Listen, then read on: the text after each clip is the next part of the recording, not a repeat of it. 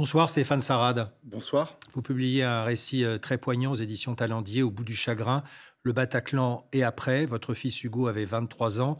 Sa vie s'est arrêtée ce soir-là. La vôtre a basculé. Je voudrais citer quelques lignes d'un de vos collègues de travail que vous citez au début de ce livre. Tu vas essayer de trouver du sens à cette tragédie et tu risques de te consumer. C'est pour la première fois de ta vie, tu seras prêt à accepter que tu es face à une situation qui n'a pas de sens.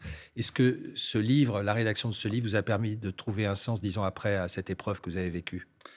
Ah oui, effectivement, ce travail d'écriture, comme cela a été évoqué d'ailleurs précédemment, fait partie de cette quête de sens. Puisque à la base, j'étais confronté à quelque chose qui n'a pas de sens. Perdre un enfant n'a pas de sens, quelles que soient d'ailleurs les conditions. Mais j'ai essayé de comprendre, de le mettre du sens. Et ce livre, c'est aussi ce voyage. Ce sont les rencontres qui m'ont permis de mettre du sens dans tout ce que je pouvais entreprendre pour essayer de comprendre. Alors, dans une partie du récit, on revit vraiment tous ces événements avec vous. Cette soirée du 13 novembre, la douleur, et puis l'attente, et puis la journée qui suit, et puis les semaines qui suivent. Il était nécessaire pour vous de mettre cela sur le papier, parce que revivre cela, j'imagine, même en l'écrivant, ça doit être très douloureux. Alors, c'est très douloureux, et comme cela a été évoqué, en fait, cette date anniversaire des 10 ans, ce symbole-là était pesant déjà depuis plusieurs mois. Et ce livre m'a permis d'appréhender cette date anniversaire en ayant posé un certain nombre de choses. C'était nécessaire pour moi de poser ce qui s'était passé une fois pour toutes pour pouvoir avancer. Alors, il y a dans ces lignes, c'est vraiment un livre très, très bouleversant, la présence de l'absence, celle de votre fils. Il est présent et d'ailleurs, il est toujours en vie avec vous puisque vous avez perpétué sa mémoire, notamment à travers une bourse pour des jeunes qui ont son âge. Tout à fait, qui avait son âge, puisqu'en fait, dans cette notion de mettre du sens, et c'est de faire quelque chose à partir de ce chaos.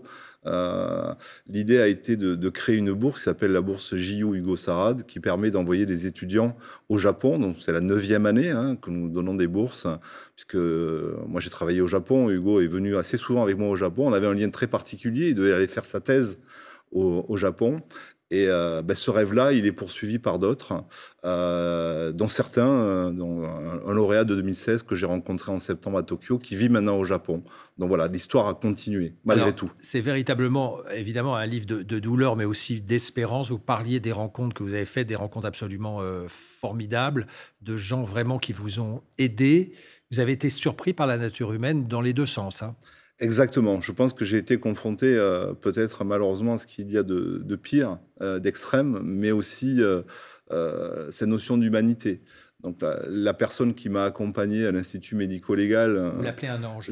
C'était un ange en fait, parce que ce qu'elle a fait n'était pas humain. Donc, ce qu'elle a fait pendant des jours, c'est accompagner des personnes endeuillées aussi violemment en me disant, en fait, vous avez de la chance parce que vous allez pouvoir le voir. Alors que parfois, je n'ai pu montrer qu'une main qui sortait d'un drap. C'était quelque chose qui était déjà insoutenable, mais elle l'a fait. Et voilà, c'est au-delà de l'humanité. Et puis, il y a aussi des attitudes qui sont difficiles à qualifier. Je ne m'y risquerai pas. En tout cas, de certains confrères, on peut le dire, journalistes qui vous appellent le jour des obsèques pour vous demander de venir sur un plateau. Tout à fait. Venir témoigner. Et quand je leur dis que je suis en train d'aller aux obsèques de mon fils, ils m'ont dit, justement, ça tombe bien. Et ça démontre aussi du chaos dans lequel nous étions aussi, puisque en termes d'information, en termes d'éléments qui étaient à partager, on voit bien que ça partait dans tous les sens. Une autre chose très très forte dans ce livre, c'est que vous êtes vraiment un homme d'espérance et vous êtes un homme ouvert et vous allez à la rencontre des parents qui, eux, ont des enfants qui sont morts en faisant le djihad. Et ça, évidemment, on a dû vous dire, mais comment c'est possible ? Alors effectivement, donc tout ça, c'est lié au fait que, étant moi, Hugo était à Montpellier. À côté de Montpellier, il y a Lunel, une ville qui est tristement célèbre puisque le lycée de Lunel a envoyé à peu près 17 lycéens ou anciens lycéens en Syrie. Et le proviseur m'a invité pour témoigner avec le père de Raphaël, quelqu'un qui a mon âge, qui a fait la même école d'ingénieur que moi. Donc on était extrêmement similaires. Et son fils et le mien auraient pu être amis. Et c'est ce témoignage-là qu'on a porté. Et effectivement, c'était totalement contre-intuitif. Mais ça a été un électrochoc, puisque c'était aussi montrer que, quelque part, les victimes, elles sont beaucoup plus larges que ce qu'on peut imaginer. Une dernière question sur le livre, sur sa forme. C'est un récit de 150 pages, qui est vraiment un récit coup de poing. On a les larmes aux yeux en le lisant, et vous-même, en l'écrivant, vous l'avez écrit d'un jet pratiquement. Je l'ai écrit très très rapidement, en quelques semaines. Je l'ai écrit d'un jet. C'était en moi, et il fallait que ça sorte de manière ordonnée, coordonnée.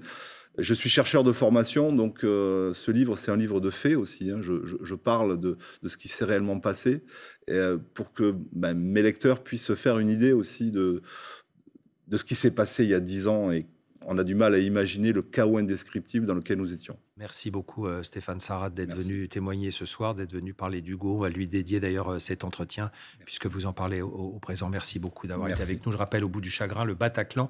Et après, c'est aux éditions Talendier.